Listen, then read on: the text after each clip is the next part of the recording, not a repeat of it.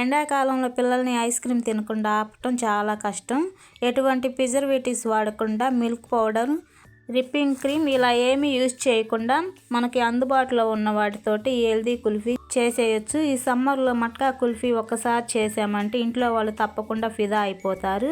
చిన్నపిల్లలు అయితే ఎంతో ఇష్టంగా తింటారు. వీడియో మొత్తం చూసేయండి, చూశాక మీరు ట్రై చేయండి. ముందుగా స్టవ్ ఆన్ చేసుకొని ప్యాన్ పెట్టుకొని ప్యాన్ వేడైనాక 1 కప్పు జీడిపప్పు పలుకులు, 1 ఇలాచి వేసుకొని లైట్గా వేయించుకొని పక్కకు తీసుకోవాలి. ఇప్పుడు 2 మ్యాంగోస్ తీసుకొని ఇలా గుజ్జు తీసుకొని వీలైనంత మెత్తగా గ్రైండ్ చేసుకొని పక్కన పెట్టుకోవాలి.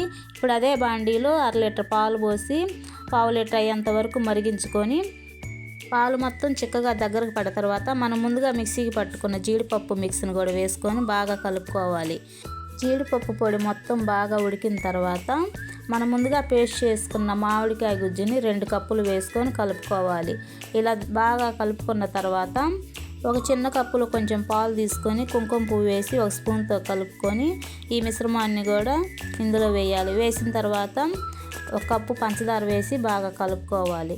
మట్కా కుల్ఫీకి కావాల్సిన ఈ కుండల్ని శుభ్రంగా కడిగి ఒక ప్లేట్లో పెట్టుకొని ఇలా తయారైన మిశ్రమాన్ని ఈ కుండల్లో వేసుకోవాలి. ఇలా అన్నిటిలో వేసుకొని బాదం పప్పు, జీడిపప్పుతో గార్నిష్ చేసుకొని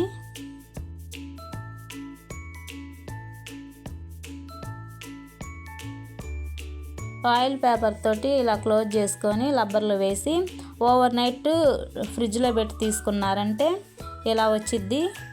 చూడండి, నాకు ఇలా వచ్చింది. ఎంతో రుచికరమైన చాలా టేస్టీగా ఉండే మట్కా కుల్ఫీ రెడీ. మీరు ఒకసారి ట్రై చేయండి. ఎలా వచ్చిందో నాకు కామెంట్ చేయండి.